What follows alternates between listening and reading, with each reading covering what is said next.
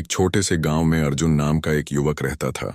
अर्जुन एक औसत किसान था, लेकिन उसकी आंखों में कुछ अलग करने की चमक थी। उसे हमेशा से अनजान जगहों और छिपे हुए रहस्यों के बारे में जानने की जिज्ञासा थी। गांव में एक बुजुर्ग व्यक्ति थे, जो अक्सर एक जादुई शहर की कहानी सुनाया करते थे।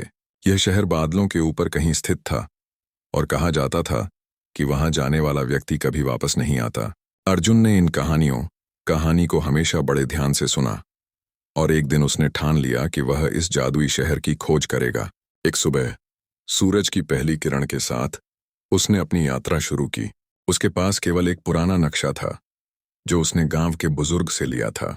नक्शे पर एक अदृश्य रास्ता दिखाया गया था, जो उस शहर तक जाता था। अर्जुन ने अपने सफर की शुरुआत एक घने जंगल से की। जंगल के अंदर अजीब सी शांति थी, जैसे कि वह किसी रहस्य को छिपा रहा हो। चलते चलते अर्जुन को एक झरना मिला, जो एक सुंदर धुन गा रहा था। झरने के पास एक पत्थर पर कुछ लिखा हुआ था, जो सच्चे दिल से खोजता है वही इस रहस्य को पा सकता है। इस संदेश ने अर्जुन की उत्सुकता और बढ़ा दी। उसने झरने के पानी में अपना चेहरा धोया और आगे बढ़ा। जैसे जैसे वह आगे बढ़ता गया, उसे अजीब अजीब सी चीजें देखने को मिली। कभी कभी उसे ऐसा महसूस होता कि कोई उसे देख रहा है, लेकिन जब वह मुड़कर देखता तब वहां कोई नहीं होता। कुछ दिन बाद उसे पहाड़ की चोटी पर एक गुफा दिखाई दी। गुफा के अंदर उसने एक प्राचीन किताब पाई। किताब में उस जादुई शहर के बारे में लिखा हुआ था। उसमें बताया गया था कि शहर तक पहुंचने के लिए उसे पहाड़ की चोटी से कूदकर बादलों की ओर जाना होगा। यह सुनकर अर्जुन के दिल में डर और उत्साह दोनों ही थे। अर्जुन ने अपनी सारी हिम्मत जुटाई और पहाड़ की चोटी से कूद पड़ा। जैसे ही वह बादलों के पास पहुंचा, उसे एक अजीब सी रोशनी महसूस हुई। जब उसने अपनी आंखें खोलीं, तो वह खुद को एक अद्भुत शहर में पाया। यह शहर बादलों के ऊपर तैर रहा था और उसकी इमारतें चमक रही थीं, जैसे वे किसी और ही दुनिया की हों। शहर में प्रवेश करते ही अर्जुन की मुलाकात एक रहस्यमयी व्यक्ति से हुई।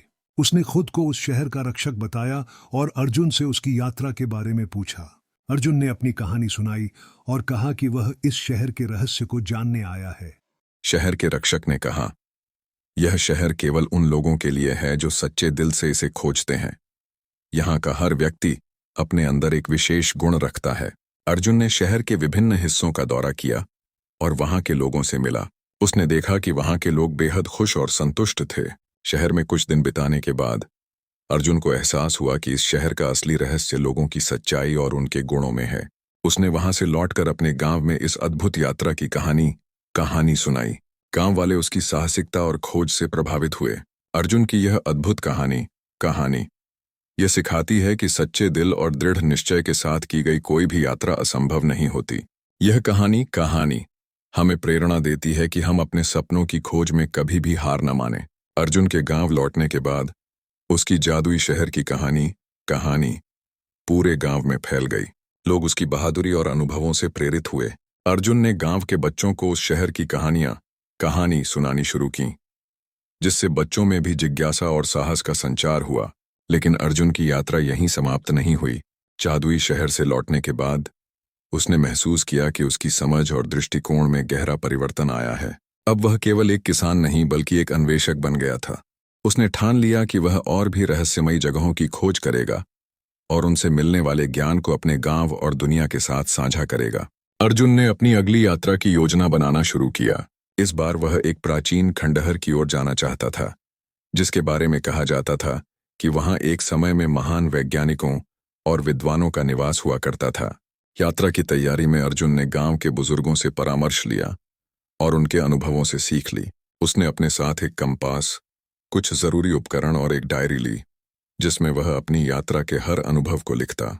इस बार उसके साथ कुछ युवा साथी भी शामिल हुए, जो अर्जुन के अनुभवों से प्रेरित होकर उसके साथ इस अन्वेषण में शामिल होना चाहते थे।